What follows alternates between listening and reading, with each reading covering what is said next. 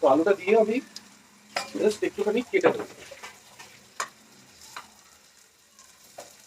আগুনটাকে এখন একটু কমিয়ে রাখবো। নমস্কার, আপনারা দেখছেন আর্টিস্টমেন্স দ্য ফোর্থ ডিকশনারি। আপনাদের সঙ্গে আমি অরিজিৎ।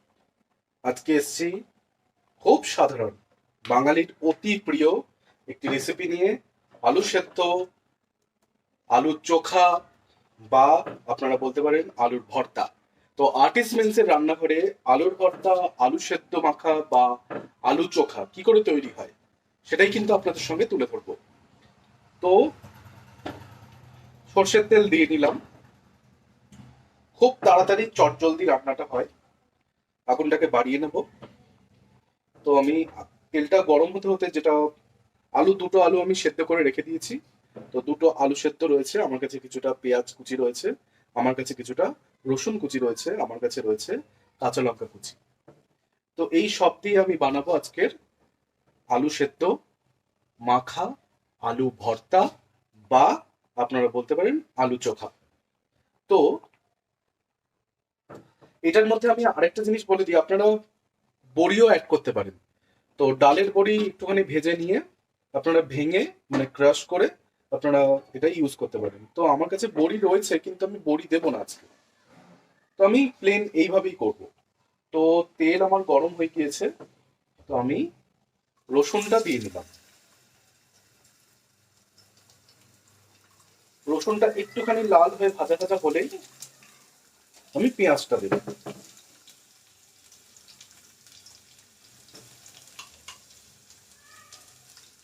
তো রসুনটা একটুখানি ভাজা ভাজা হয়ে এসছে, কালার ধরেছে, আপনারা দেখতে পাচ্ছেন।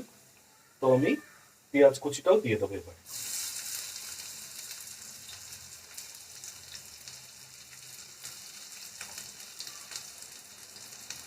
পেঁয়াজটাও খুব বেশি ভাজা নয়, শ্যালো ফ্রাই হলেই পেঁয়াজটা আমার ইউজ করার মতন হয়ে যাবে।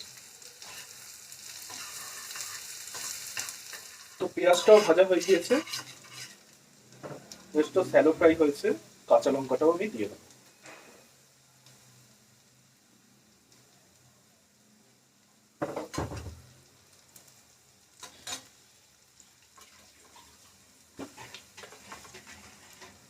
তো আলুটা দিয়ে আমি জাস্ট একটুখানি কেটে দেবো।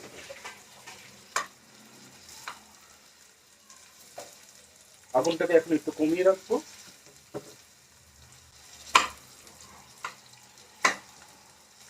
তো আলুটাকে আমি কেটে কেটে নিলাম। এবার আলুটাকে আমি এর মধ্যে একটুখানি তেলের মধ্যে সাঁতলে দেবো। তো আলুটাকে এবার স্ম্যাশ করতে হবে, তার জন্য আমার কাছে রয়েছে এই যন্ত্রটা। এই যন্ত্রটা দিয়ে আমি একদম পুরো আলুটাকে স্ম্যাশ করে দেবো, ঠিক এইভাবে। এই আমি শুরু করলাম একদম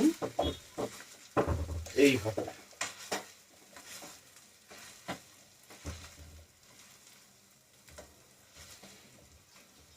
আলু একদম স্ম্যাশড হয়ে যাচ্ছে।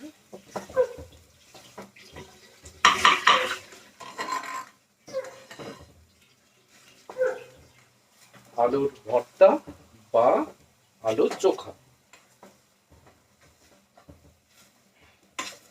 তো এই সমস্তর পরে আপনারা যদি চান, আমার কাছে বাড়িতে নেই, ধনেপাতা নেই, তো ধনেপাতা আপনারা দিতে পারেন। তো আমি যেটা দেব একটু আলুর মানে আলু চোখা, আলু সেদ্ধ বা যাই, এই আলু চোখাটাকে আমি একটুখানি টেস্ট করবার জন্য আমি দেব হচ্ছে অল্প পরিমাণে গরম মশলা। ব্যাস, হয়ে গেল। ভালো করে আমি এবার পরিমাণ মতো লবণটা দিয়ে নিচ্ছি। দিয়ে দিলাম পরিমাণ মতন লবণ।